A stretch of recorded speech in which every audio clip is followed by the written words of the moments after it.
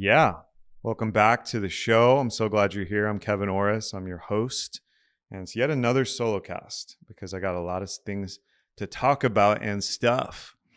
If you haven't already, I would love if you hit the follow or subscribe wherever you're watching this, Spotify and YouTube. And give me a review. Spotify reviews mean a lot. I've got 5 of you that gave me a 5-star, which I really appreciate. And I'd love more of those because the algorithmic gods want to see that to promote and share the show.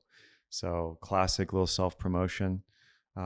Side note, there's a comment section, obviously on Spotify and on YouTube, and you can click the link there, which will take you to my ecosystem where you can reach out to me directly. I'd love feedback. I'd love pushback. I'd love anything, suggestions and comments. It means a lot because obviously I'm not doing this in a vacuum. I'm doing this with you guys if you're listening. It means a lot if you share a little bit. I'm not sponsored. I don't have any products or biohacking tech or any supplements I'm peddling here. There's no one paying for the show but me. So it means a lot. So this episode, I have many topics. I've already mentioned one of them, the algorithm, that I just want to riff through. And, I've bounced from kind of more technology, AI, philosophy, which were the first episodes. And I did some polarity and dating episodes. I did a whole episode about my kind of coaching methodology, talked a little bit about crypto, blockchain, Bitcoin, and a bunch of other stuff in between. There's also a little bit of politics and culture, social, cults, commentary that I've done. This episode, I want to talk about the algorithm. I want to talk about, more about the techno-social singularity or the technocultural zeitgeist that we're in, and also about communities in general and where I see the puck going with my clients and in business, especially for those of you that are in personal development or you're doing, health and wellness, you're doing business coaching, those of you that are doing relationship stuff and building community around that. As you know, or as you probably know, these little guys that we carry around with us at all times, it's pretty interesting because this whole fear, which is justified every day, we're learning about new fucked up stuff these tech corporations are doing without our knowledge or consent, or they manufactured the consent through our EULAs and TOS in use or license agreements and terms of service, which you agreed when you set up your iPhone and you set up all your accounts and stuff. So on one level, it's like these things are big brother, right? They're doing surveillance. They're listening to us. They're tracking all our shit. They're even tracking our face and our emotions and our eye movements. You don't believe me? You can look all this stuff up. It's not even hidden anymore. It's talked about. But these things are also little brother in the sense that this is the highest leverage tool ever created. We have the ability to broadcast and create media and, create narrative and story and product and energy by broadcasting through these things. And they have the sum total of human knowledge on the internet in your pocket. It's a supercomputer. And now they have AI too. It's incredible. Now, what we're living through is the mass leverage escalation of algorithmic management of culture and society. So obviously you think, hear the algorithm. What do you think? Oh, social media algorithm. Oh, the Spotify algorithm, the Instagram algorithm, whatever. The Amazon Prime algorithm. Most of this stuff is designed to maximize click-through and ad revenue and to keep you on the platforms. So that's one layer of the algorithms, right? They want you on the platforms using them as much as possible. And advertisers will pay for access to your algorithmic data, your scrolling habits. What kind of content do you like? What kind of things do you purchase? Where do your eyeballs go? What are the topics and niches that you are potentially able to be targeted for an ad and sold something? It's capitalism, right? That's a whole thing. And honestly, that's what's driving it in terms of profit drive, product market fit, the whole idea of I want to get my product or service. I'm a corporation. I'm buying ads. I'm buying marketing assets. I want to get them in front of everybody. So that's one level of this thing, right? Now, the algorithm is also becoming like a egregor, which is like this group entity of thought in terms of we're praying or worshiping or paying homage, not in a religious sense, but with our attention and our energy and our activity on these things. We're talking, we're texting, we're sharing videos, we're sharing imagery. The algorithm is the arbiter of who sees what. And this is kind of the sad reality. If you're not buying ads and you run a personal brand, you can look up the stats yourself. I had my AI agent team I'm building do a full analysis on my API for, the meta platforms, Facebook and Instagram. Kind of organically, unless you go viral or you really are good at growth marketing and hacking, about 1% of your total audience is seeing your stuff, which is kind of crazy to think about. I've got almost 15,000 on Instagram. I've got, 17, 18,000 on Facebook, various other platforms. Only it's less than 1%, sometimes 0.1% of people will see my stuff organically unless I perfectly, best in slot, min max, nail the algorithmic fit of what content it wants to see, right? Which, I do teach marketing. I coach people through this. I work with people building personal brand. I also just want to know for myself, because I have run ads in the past. I don't run them often. I barely have done them. I want to understand what's the best in slot ways to do stuff. And, just quickly, Facebook text posts do very well. Pictures do well. Long form writing does well because there isn't really a character limit. So that stuff's great. And then as a side thing for discovery, reels are great. Now, Instagram's a whole nother beast. Instagram, all it cares about are reels and videos, because they're trying to copy TikTok, by the way, because TikTok completely shattered a lot of the market ideas because it's all short form video, and carousels. That's what performs well on Instagram, based on the analysis I've done and all the research. Obviously, you can do other stuff, but it is interesting to notice that. And I'm just talking about those platforms. Obviously, YouTube also has shorts now and is promoting short form content. But YouTube is unique in that it's a search engine. And obviously Google owns YouTube. That's kind of the difference with their algorithm. There's different ways to slice this and look at it. Now, what is the effect of the algorithm? This is really interesting as a meta concept and tool, or logical razor. Instead of studying how something works or why it works, let us study the effects of it. And that'll give you a lot of information about the kind of meta of it, the meta game or the meta analysis, not meta the platform. The effect of the algorithm is that the lowest common denominator of attention, so funny videos, cat videos, animal videos, comedy, ridiculous, over-the-top entertainment content, does really well because it hooks you immediately and it gives a really quick dopamine payout. That content just accrues and rises to the top, and then everyone apes it, right? Back to mimesis and monkey see, monkey do. Even blue collar, Instagram or Facebook pages who are selling, contract construction or plumbing are forced to use the format of what's working best to get views and maybe get a customer, right? And you see this, everyone and their mom is doing the same types of reels and short form content to farm attention, right? Engagement farming, which this has a really real effect, because highly intellectual, nuanced pieces of content that are more long form, whether it's a long article, whether it's a long video that goes into depth and is a little slower burn, is not instant dopamine, just gets buried in these platforms because they're geared towards short-term attention. If you want long form content, you kind of have to go to YouTube and watch a long podcast or lecture or video essay, or you got to go to some place like Substack or Medium and read a long article that has a lot of nuance, or Spotify and listen to a podcast or lecture or audiobook. The problem with the algorithm, as far as I can tell, and I'm doing all these things. If you go to my Instagram, you will see clips from this show. I'm putting out a ton of them because I want to grow my brand and I want to reach my clientele and put my message out there. And that's what works. You got to take the right tool for the job on the platform. But we know, because the news media does this too, the MSM news media, and I'll get to them next. They've been doing this for a long time with sound bites. So you could listen to a big panel on politics and right versus left, or the war in Iran, or blah, blah, blah.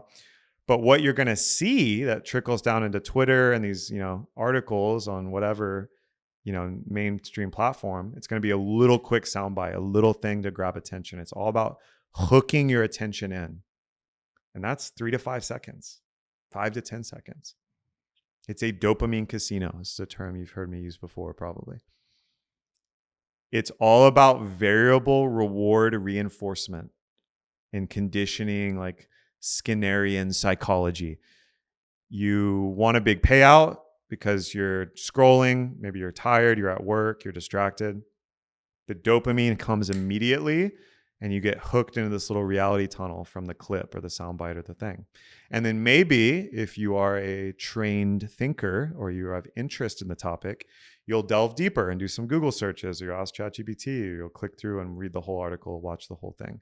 Most people, though, are getting goldfish brain, and this is being studied at scale. Again, go look up the studies yourself. I might butcher some of the numbers because I'm going off memory. Children are being measured as well as adults, and how much their attention span is shortening.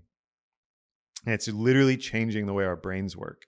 And they're doing MRIs of brains and seeing different centers light up or even shrink or grow based on this attentional, some would call this an attentional parasite. We're all walking around with this parasite. There's an incredible artist, I don't know the name, where it's like a face hugger from the old Alien movies. It's like a mechanical face hugger, and like it's a parent with their children and this thing's glued to their face like a little spider. Like parasitism. It's kind of crazy to think about. Now, this necessitates, because of the effects this is having of shortening our attention spans, deep work is at a gold premium. Mindfulness, breath, meditation, time in nature is at a gold premium. The ability to detach from this and do blackout days or digital detox is at a premium. Which, side note, when I once lived in the Bay Area, I lived in a group home, a beautiful home outside Santa Cruz, California. And our house was up on a mountain, so there was no cell service up there, or barely any. And we just had a landline and internet. So I would call them blackout days or weekends. I was working at the university. I'd be in town doing all my stuff, writing in cafes, working for the man. And then just out of necessity, obviously I still had Wi-Fi, but I would intentionally not use it. I'd have whole weekends of blackout days. And I'd invite friends up there and we'd do bonfires, or we'd cook out, or we'd go on long hikes. And that was, this is like 2014, 2013. Before some of this stuff kind of really got big, right? In terms of now, there's full industries of digital detox where tech people will pay a retreat center or a luxury resort to take away their technology and get massages or do yoga, do Pilates, meditate in nature, hike, whatever. So that was an incredible learning process earlier in my career, more than 10 years ago, where just for fun, and also because like I was studying all this at the time and getting savvy, and that was just when I was launching my personal brand and starting to write online and start a blog and build a website and post more on social media. I would have whole weekends of blackout days, and it's incredible. If you've never done this, I would highly recommend it. Block out some time. Doesn't have to be a whole day or a whole weekend. It could be an hour. It could be 10 minutes. Put your phone away. Turn it off. Not airplane mode. Turn it off and hide it. Put your laptop away. And watch what happens to the quality of your thinking and in your body when you're disconnected from tech completely. Obviously, it's a lot easier to be in nature. So when I was living in the Bay Area, I could walk to the redwoods. I could walk to these mountain trails and paths in nature. And all I'd have is a water bottle or my journal. And it was incredible, the quality of my thinking at that time, because I still have the journals. Sometimes I would do audio notes with a voice recorder. So I had some technology sometimes, but nothing connected to the internet. The quality of my thinking and my artistry and like my ability to be in nature and have deep thoughts and move emotion and just like cry alone in the forest or write poetry or think very deeply on a philosopher I'd been reading, it was unmatched compared to being in an office or being on the couch. Netflix is on, TV's on, radio's on, I'm scrolling, the iPad's glowing. It's a totally different reality. And unfortunately, the algorithm at scale has been an assault on the human attention span and therefore, I would argue, human creativity. Because if you can't sit down and break through the initial resistance of, they study this, it's like, this is a lot in the flow state psychology stuff and neuroscience. Most of the time during the day, your brain is in beta waves. which is very fast, and it's task switching, and it's like you get cluttered with thinking and thoughts and habitual stuff. What meditation or breath work or a cold plunge or a sauna can do, if you're mindful and you can drop in, is you go to alpha waves. And when you're in an alpha wave state, things work very differently. You slow down, you get into deep work, you get into insight. You almost get into a meditative state that's hyper creative. You can still write and sing and dance and play and do productive things, but you're not task switching and in this kind of like dopamine decision fatigue of everyday life. I need to answer the email. I got to pick up the phone. I got to answer my boss. I got to complete the task. I got to do the thing and stuff. And so all that's to say that the people that succeed in the coming, AI technological singularity, tidal waves of changing digital, programming is going to be, digital programming. It's right there. It's going to be won by the geniuses and the thinkers and the artists and the business people, the entrepreneurs who are able to detach from this stuff periodically. I think he's a fucking idiot, but Bill Gates and many of the top CEOs, and who knows if this is true, this is what they say, they block out a whole week each year or longer and no tech. Maybe they fly in their top team, they fly in advisors, their board, whatever, their investors, their R&D people, and they plan out the whole next year of business or creativity or research and development or whatever. And, if these people understand the value given their success in our world, put their ethics aside. Again, Gates is the last person I would take any ethical consideration from. These people understand this value of pausing everything, going into a skunk works or a cave without technology and distraction, and doing deep work. And deep work, by the way, there's a book called Deep Work, and there's incredible methodologies on this and thinkers.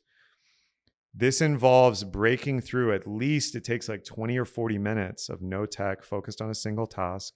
Writing is one of the easiest places you can see this. Making music, you could design something, writing English or writing code. Focusing on one task. It's going to take 20 to 40 minutes to break through and get into deep work, where new, ingenious, and creative ideas start flowing to calm the brain out of that frantic, manic state of just like managing everything and responding and kind of playing defense. I see deep work as offense, where if you're a business person or you're a creator of any kind, you have to break through into deep work. It's funny, most of my deep work will happen on very long walks. So I take my pups or I go for a long hike and I'm thinking. So sometimes I'll listen to music. Sometimes I'll even listen to an audiobook or a podcast. But then I'll break through just because I'm in the sun, I'm sweating, I'm breathing, I'm moving, I'm hiking. And I'll break through into clear thought, and then I'll capture that. I'll write it down and record it. Some of my best thinking happens when I'm in motion, which there's studies on this too. Some people, not everyone, I'm definitely one of them, think and talk better when they're moving. If it's not a client session or a very detailed meeting where I need to share my screen and walk a client through something, I take all discovery calls, all meetings, and all sales calls walking. And that's one of my rules. It gets me out of the house in the sun. I get my steps in. I feel better. I get fit. I have fun because I'm walking my pups and trying to keep them from chasing squirrels, or I find a new trail through the green belt here in Austin. But I think better and I sell better and I enroll better when I'm in motion. So that's kind of my whole riff on that. Now let's get to what's happening at scale with media, which, side note, Medea in the Bible is the land of sorcery, and not the good kind. It's the land of manipulation and sorcery in the Old Testament. It's just a little interesting tidbit there. Why is it called media? What's the root word of media? What is a medium of connection? Which, side note, medium and media theory and information theory, Marshall McLuhan, clip that, write that down, is one of the best thinkers of all time. He studied media at a level that I don't think anyone ever had before, in terms of what's the difference between a hot and cold form of media? How does TV affect the population versus radio? And he was living before the internet. This is in like the the 50s and 60s and 70s. He was like, going deep into this. Now we have so many types of media. It's crazy. Long versus short form, digital versus analog, all the different channels. Now, what's happening right now, and it's been happening for decades now, internet has popped open a new Pandora's box. The gatekeepers have lost a lot of their power because a lot of media is now permissionless. In the past, your ability to get a message across, to tell a story, was limited to how many people you could get in a room, or could you, through capital investment or money, paying someone, or knowing someone, network and status, could you get on a radio show? Could you get on the mainstream TV news and share a message and grow your company or get a message across politically or socially? Now, anyone with a smartphone and a mic doing it right now can just do it. There's no gatekeepers. You don't need to spend any money. You can start a free YouTube account today. You can get into the Spotify creator program, I believe, for free. You can start a Substack for free. You can open a Twitter account and just start doing media. This is incredible. And, the top independent sources like Joe Rogan is on $100 million a year contract with Spotify because he's the top podcast in the world. He has more listeners than CNN or BBC. So the gatekeeping around media has all been disrupted. This is all disruptive, and it's a good thing. It's democratized and disrupted in that an independent creator that could even be anonymous. They could be an anonymous Twitter writer that's putting out articles in a niche or vertical that's going so viral that they're seen as the authority rather than today on CNN, our expert financial consultant sponsored by BlackRock and Pfizer will now tell you the truth. And it's like, the fuck? Fuck that guy. This guy on Twitter who's anonymous is dropping such dense alpha and signal and incredible theory for free on their platform. That's the source of truth. They actually have more authority than that guy who's trying to front and pretend through appeal to authority and other logical fallacies or network effect of, I trust CNN. They've been doing good news and telling us the truth for years and years. It's all been disrupted. Which, side note, it's crazy to me. And, God bless these people. I'm not saying they're bad or wrong. But it is crazy that there are people today, maybe billions of people, that literally still think that, if you want to know the truth of what's going on, you watch the news. Turn on Fox, turn on ABC, turn on CNN, turn on the BBC. What the fuck are we talking about? This is the most propaganda and spun information in the world. You realize 6 companies own all media outlets in the US? It might be less now. They've all been buying each other for 100 years. All the newspapers and all the news stations and all the channels and all the blogs that are official media, the MSM, the mainstream media, they're all owned by the same companies. It's kind of weird. I thought freedom of press was in our Constitution as a country. Well, should definitely question that and do your own research and trust your gut. How do you feel in your body when you're hearing this fear-mongering, fear-porn, dark information that's promoting not human values and promoting war and division and polarity and political nonsense? It's crazy to me. Meanwhile, over on Instagram, Twitter, Facebook, YouTube, Spotify, Substack, you have incredible hardworking men and women, many of which are also spinning their own propaganda and storytelling. I'm not saying that, all humans are subject to their own reality tunnels. They're sharing the most raw and real and epic information that's far more valuable than any of those mainstream media. Now, I haven't watched a full news broadcast or read a full news article in I don't know how long, but I still track it because it is interesting to me to follow what financial markets are doing. I also want to follow trends and the mainstream sentiment because I do have clients that are in that world. Not a lot, but it happens. And I also, just as a thinker, and I just love this because I do it for the love of the game. I want to track all this stuff because I need to know where people are at to then create my message, one of which is this podcast, one of my channels. So we have disruption of media. We have algorithmic dominance and algorithms determining, like a server serving up the menu and the dishes that you get to see, and what gets buried and hidden and canceled, and what's deemed misinformation and disinformation, which is so interesting that there's even like all of these institutions or powers that shouldn't be have the audacity to tell us what's true and what's false, and tell us that's not good information and here's why. But by the way, you can trust us. We always tell the truth. Well, if you believe that, I got a bridge to sell you. Now, the other cool thing that's happening, which I've talked about a little bit before in the show, is finance and capital. So money is also experiencing this where, well, again, Bitcoin and blockchain technology is permissionless money. You can be your own bank.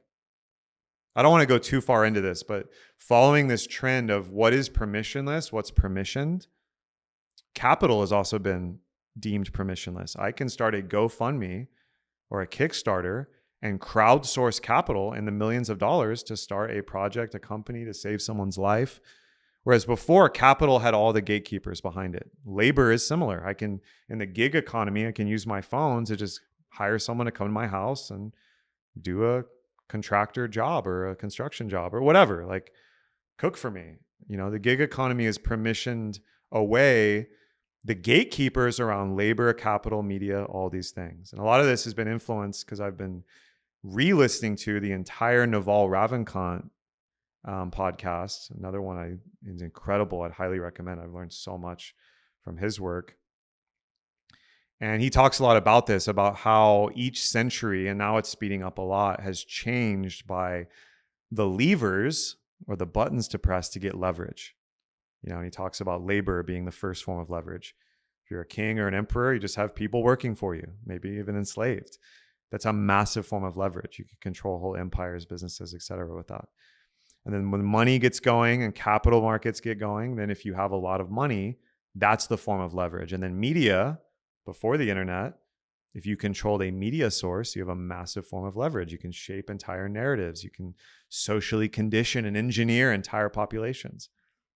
All this stuff's getting permissioned away. And now we have things like code, which again, if you've been on the train with ChatGPT Codex or Claude Code, coding is now permissionless. You don't need to know how to write Java.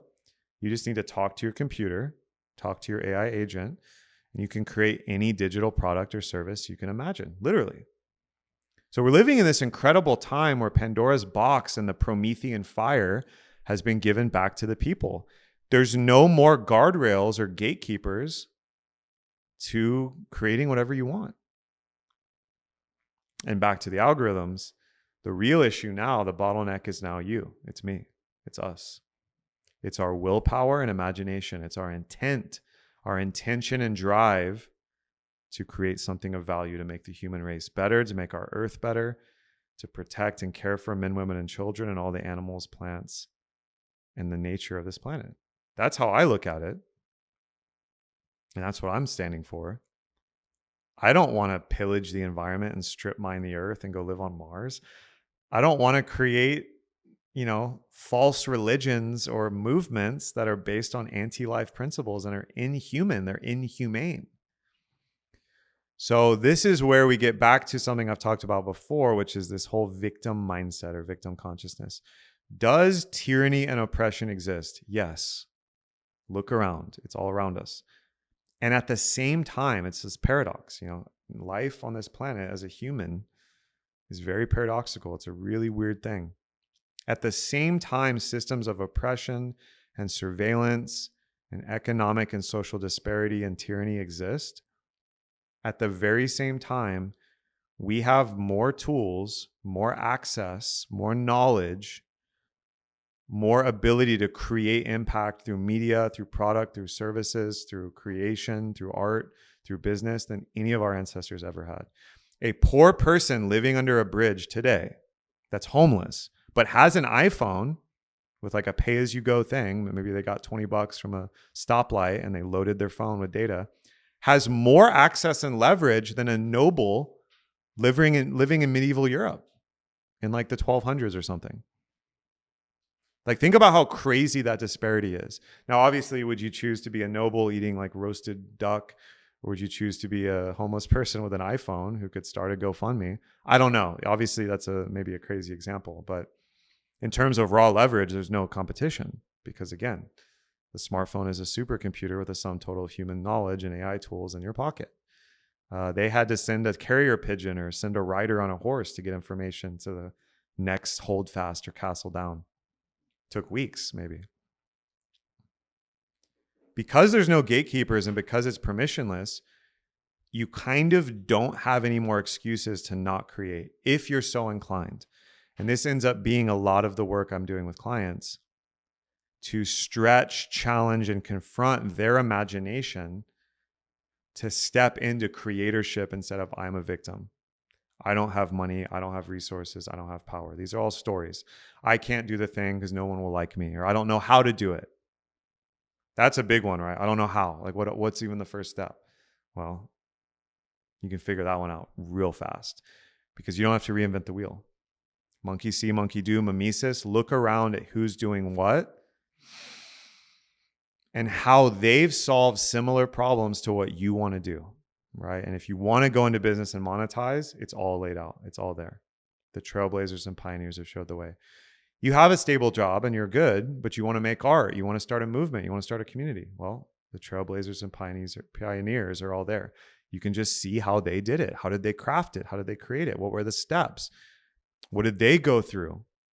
They've already gone through the wall. The first movers have gone through the wall in almost every vertical you can imagine. And even if you have something completely unique and random and idiosyncratic, which obviously there's infinite versions of that because there's infinite, technically, versions of humans across time. We're all unique. I really believe that. There's a lot of evidence for that. Even if it's something new and you can't find an example, well, guess what? There's something 20% closer to that that's just adjacent to you in your vertical or niche. You can do it following a similar structure and then figure it out along the way. And this kind of brings me to like, you know, I've suffered with this a lot and I struggle with it. I haven't figured it out. I can spot it because I got it. So don't shoot the messenger. There's thinkers and doers, right? And I guess there's beers, just being, which is kind of the ultimate state in between. Thinking and consuming endless information. You know, raise your hand if you've been there.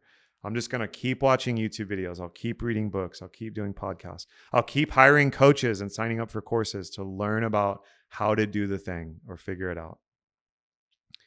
That person could spend 1,000 hours doing that, and a person that's doing in 10 hours will get farther than them. Because until you've done and you're doing and executing and actioning all the ideas and stuff you have, it's not as valuable as just doing it and figuring it out as you go. The person who sits on the cliffside and fears and frets and doubts on how to build their wings and this airplane or whatever, versus the person who has enough tools and just jumps off the cliff and builds it in midair. Yes, it's scary. Yes, you could fall and fail, but they'll figure it out way faster on like a order of magnitude 10x, 100x, 1,000 times faster. So my whole point of this riff is if we live in an infinite context universe with infinite creativity and there's no permission or gatekeepers on creating something, just start creating. And I know there's at least, this podcast will be worth it. And it will be a W in my book if even one person hears this and is like, fuck, he's right. I'm just going to do it. I'm going to hit pause on this episode and I'm going to go write the blog post. I'm going to go ask my Claude system to build me an MVP website and then host it. I'm going to DM 10 people and share my product or service. I'm going to get my paintbrush out and start painting. So again, this is like top of mind because I'm talking to clients about this literally right now. Just doing and iterating to failure, which is no such thing as failure, it's just a lesson. Yes, failure feels bad when you take accountability and are seen and visible by your community online or in person.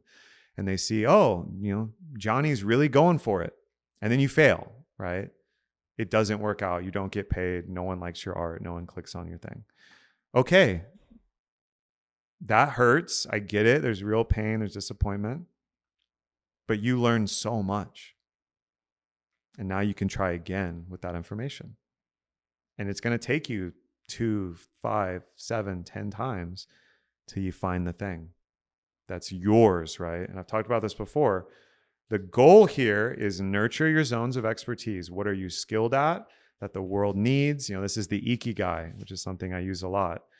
Ikigai is this beautiful, like multiples Venn diagram. Ikigai is like a Japanese term, which means like reason for being, where it's like, what is your gift that the world needs, that people can pay you for, that provides value to others and service, and what is like basically in the zeitgeist at the time.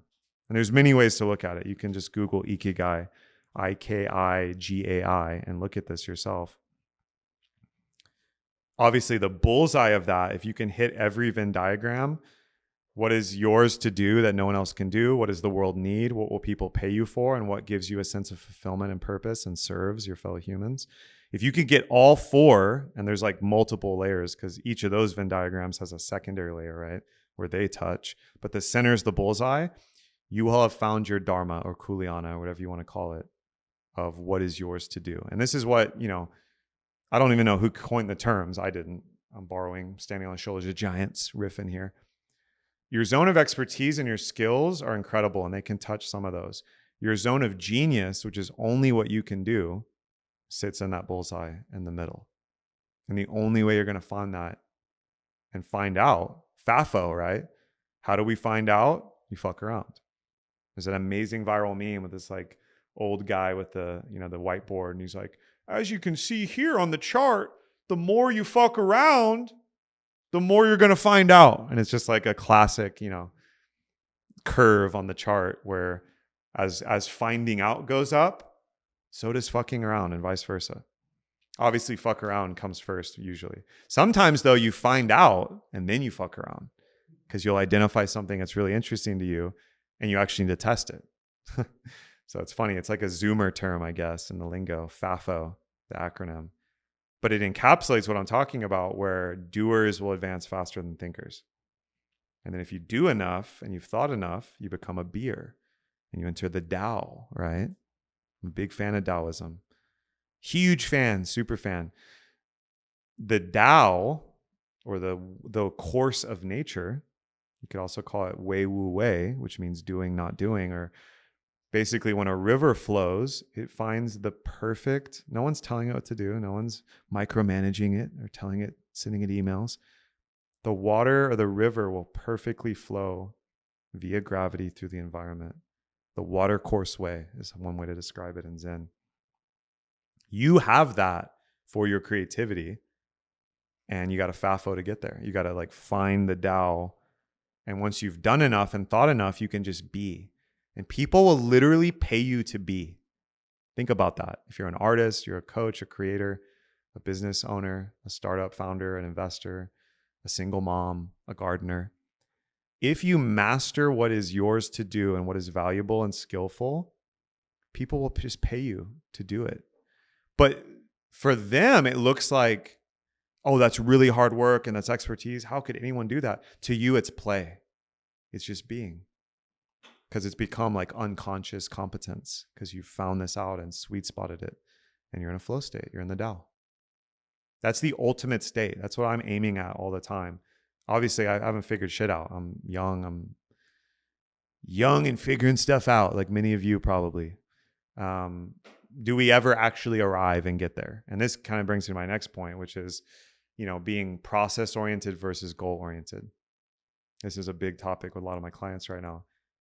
When you're goal-oriented, this can be for anything. I want to make X amount of money. I want to find my wife or my husband. I want to win a gold medal in the Olympics. I want to da-da-da-da-da. Most of us were trained and conditioned by our pretty insane money market capitalist system that worships productivity at all costs and hustle and all this stuff. It's totally not right, by the way. It's toxic in a sense, in a technical way, because it creates a system where your identity is your production, your work. That's not your identity. I believe you existed, you were never born, and you'll never die. Your soul is immortal. The creator, God, goddess, God, almighty, whoever you believe in as the entelechy of life, the ultimate intelligence, the creator, they knew you before you were born. It's in the Bible there. It's in all the religions, the big ones. That's your identity. It's not your fucking job. What are we talking about? If you're goal-oriented, and I've worked with multimillionaires who hit the milestone and are at the top of their game, real estate, music industry, consulting, they sold their company and exited, and they get depressed. They get anxious. They crash out. They get addicted. They get divorced. What the fuck? I thought the goal was supposed to solve all your problems. And now that I've arrived, now I can finally be worthy of love and feel okay. It's funny how that works. Doesn't get the job done. As Alan Watts would say, well, my good man, you've arrived and there you are. You're here. You're still you. And all your problems came with you. And if anything, there's actually a crazy study on this with Olympic gold medalists. In a paradoxical way, the people who win the Olympics at the thing they practice 10, 20, 30,000 hours at, their suicide rate goes up and their depression. The people who lost and got silver or gold medals or didn't even place have amazing outcomes because they still have something to grind towards or work towards or aim at. So they reach their goal. They're at the top of their sport or their game or competition. And they think about nothing's worth it anymore. And that's the problem with being goal-oriented. We still must set goals. This is both and. It's quantum logic. We must set goals and have targets because they orient us, and aiming high at something that's valuable and worthy, as Jordan Peterson lays out endlessly in lectures, another one of my goats, I highly recommend. It organizes your consciousness and your discipline in such a way that literally makes everything better in your life when you aim at a goal that is worthy and just out of reach. So you still do it, but you must fall in love with the process. And that's why process-oriented people will have better mental health, financial, creative, relational outcomes. Because, this is like the Kobe Bryant or the top athlete. RIP. Kobe's one of the GOATs. Kobe wasn't obsessed with winning a title, even though he wanted to, and he won multiple. His job, and he talks about this, there's tons of content from him. He died way too young. It's a tragedy. He's like, I'm going to be the first one in the gym, and I'm going to be the last one to leave. He's there at 4 a.m. practicing his jump shot and his free throws. He's with his coach in the gym doing 2-a-days. He's like, I'm going to outwork everyone. And, who knows, because no one was living inside his head. He talks about how even when it was hard, even when he hated it, ultimately, eventually, he fell in love with the process of excellence and training and practice. If you can do that in your given domain, good people, you will achieve and surpass all the goals. And more importantly, when you hit the goal, it will be business as usual. You should still celebrate, pat yourself on the back, give yourself a raise, pay yourself, take a break, take your wife on vacation, whatever, pop a bottle of champ. But you didn't put all your eggs in that basket because, well, what am I going to do tomorrow? Continue the process. Hit the gym, open the laptop, make the coffee, chop wood, carry water, write, think, iterate, manage, operate, create. The process orientation will always win in terms of where you put all the eggs in that basket while still being goal-oriented at the same time. As I work more with successful people as a coach and mentor, and then apply it to myself, that's one of the best things about being a coach, consultant, or mentor. We often, and many of you will know, because I'm assuming a lot of you watching probably are too on some level, we get to be at the cutting edge and in supporting these incredible, talented, genius level people in their business or their brand or in their relationship. We are learning at the same rate that we're teaching. And that's actually one of the best parts about this line of work. I've had to apply all these things that are easy to teach and talk about when it's someone else, but then look at my own life and business. And I have lived through many seasons where my goal orientation caused me to crash out and lose momentum and get depressed, get anxious, question everything. Am I worthy of love? Am I worthy of money? Will anyone care about what I'm doing? Why did I do this in the first place? Am I climbing the wrong mountain? Is that mountain over there more attractive and valuable? Should I have done that? I've been through many of those seasons.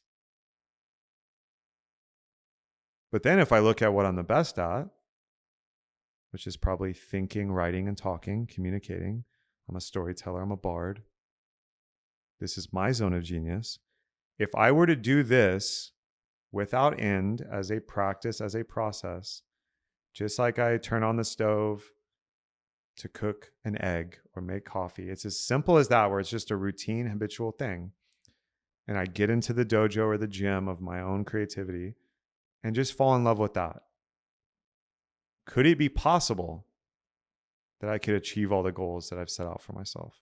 Financially, emotionally, psychologically, in my marriage, in my family, in my business, in my community. That's kind of where I'm at with this and what I've found. And to loop this back to the earlier topics and kind of pack this up and compress this podcast into, well, where are you going with all this? Doing all that makes you a gold mine in the algorithm, because specific and unique knowledge and creativity will outcompete all the slop out there. AI slop, you better believe it. It's spammed out every day. Look at it. It's only going to get worse. Side note, human slop was around a lot longer than AI slop. How many of you have gotten these terrible DMs on Instagram or LinkedIn? Hey, I noticed your copy and paste your brand and content. Did you know that thumbnails and this, and are you serving like human slop has been going for a long time. All these copy and paste, copywriter, bro marketing bullshit. And now AI is to blame, and that's what's wrong? No. It's the tool users, not necessarily the tools. In that sea of noise, you will stand out if you follow the through line of what I'm riffing about here. And you will gain leverage. You will bypass gatekeeping in terms of media, capital, labor, the various bottlenecks that you'll hit on a creative quest. This has nothing to do with business ultimately, although business people will get the most out of this. This has everything to do with art as well and creativity. That's truly your own and unique to you, with your thinking and your knowledge and your song to sing or your gift to give, right? And that's why I think it's so important and it's so incredible that every human, and this has never been true in history so far, for free can do this. Assuming that if you're obviously listening to this on Spotify or YouTube, or you're watching a clip on Facebook or Instagram or elsewhere, well, you have a device that can watch it, unless you're at a public library or something. That means you can do it. You've never had more leverage or impetus to create. And therefore, I believe you must create. It's a biological imperative. It's a spiritual imperative to create something new, to have fun doing it, to experience the fruit of planting those seeds, knowing that the day you plant the seed is not the day you taste the fruit. Back to process orientation. And you must do it because I think it's in the Gospel of Thomas. You must bring forth what is within you, because if you do not bring forth what is unique and living in your heart, it will destroy you. If you bring it forth, it will give you life and it will save you. This is one of those Gnostic apocryphal gospels that gets a lot of traditional fundamentalist Christians in a bunch, but one of the most epic quotes of all time. And I think it's pointing at something that's endemic to the human condition, in which, because we are creative by nature, and this goes into some theology, I guess, if we're made in the image of a creator, and this is clear in Christianity, but it's also clear in a lot of the other religions and philosophies, and the creator is creative, God is creative, that means we are too. And it's actually part of what we're here doing. Look around, in this podcast studio, on this screen, on everything you see in the human world was created. and came from an idea or creativity. We're bringing the imagination into matter. And the imagination is a realm of mind or spirit. It's alchemy. It's magic. It's full-blown fantasy, science fiction level shit. And it's absolutely incredible. And now we're taking the journey with these robots and artificial intelligent things at our side. And we're teaming up as allies, not as adversaries, and moving into the future without fear and with curiosity. What a time to be alive. What a fucking incredible story. What an epic mythology. I can't imagine something more exciting.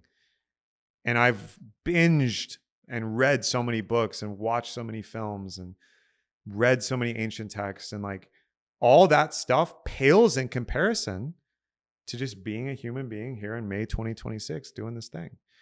Even though a lot of the time it feels like drudgery and suffering and there's doubt and fear and uncertainty. And yet, when you zoom out and look at it in this frame, it's better than any fiction you could imagine. It's better than any fantasy.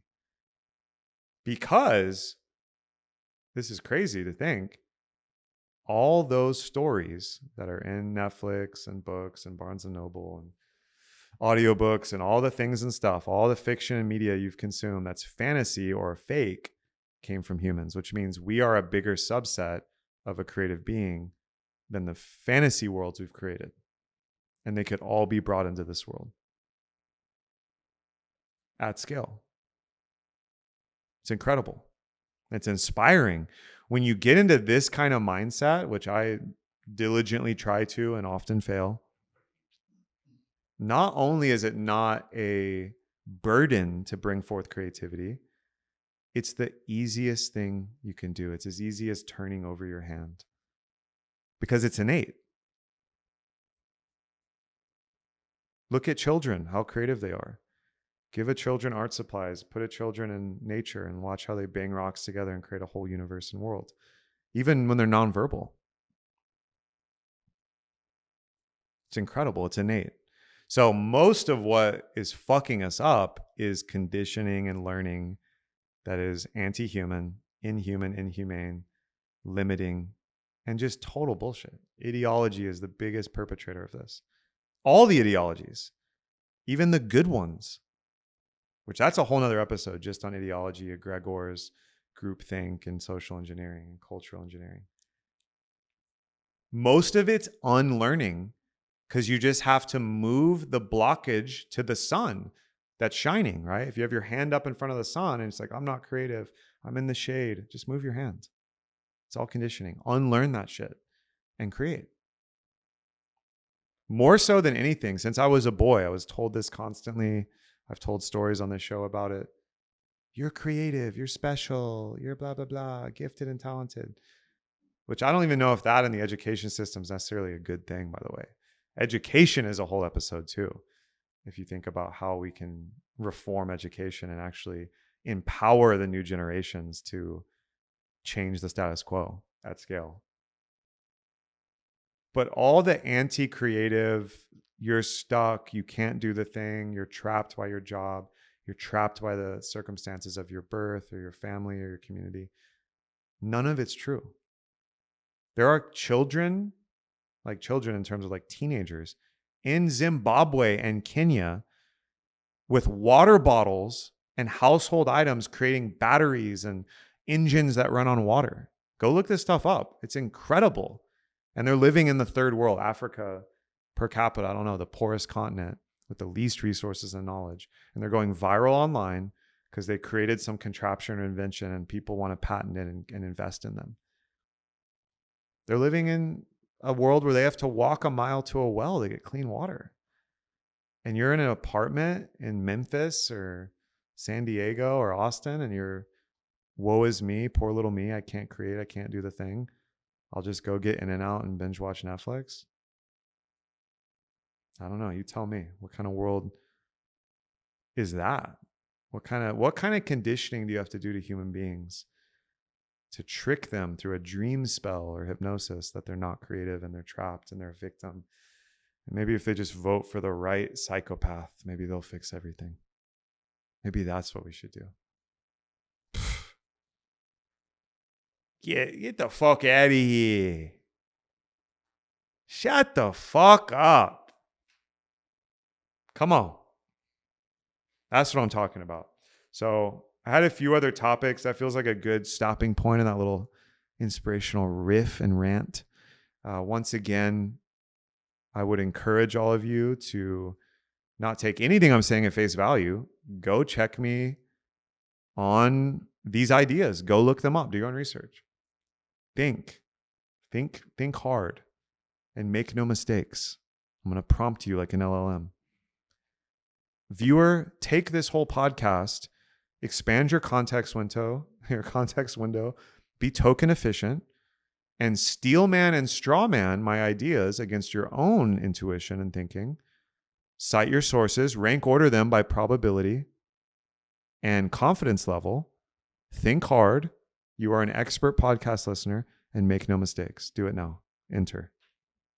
Which, side note, that is actually an epic prompt I'm using a lot with my agents. Like parts of that really works. But just to do it for you and your brain. Because by the way, the AI brains are made in the image of our brains, by the way, because that's the only way we know how to learn. If you haven't, I'd love, once again, for you to subscribe or follow. Hit that like button. Drop me a comment. Share this episode or tag someone that you think would be inspired by this. I'm so grateful you're here. I probably got 2 or 3 more solo casts in the tank. And then I'm going to start inviting the most credible guests on the show. So the KO show will have guests like a traditional podcast. But for now, you're stuck with me riffing and hopefully inspiring, opening your mind. Even if this is confronting or you're like, no, Kevin, you're wrong. This is all wrong. And here's why. Great. If you listen to it and you think that way, even if one person watches this and feels that way and has some kind of intellectual or creative breakthrough by opposing what I'm saying, this was all worth it. KO signing out. Thank you guys.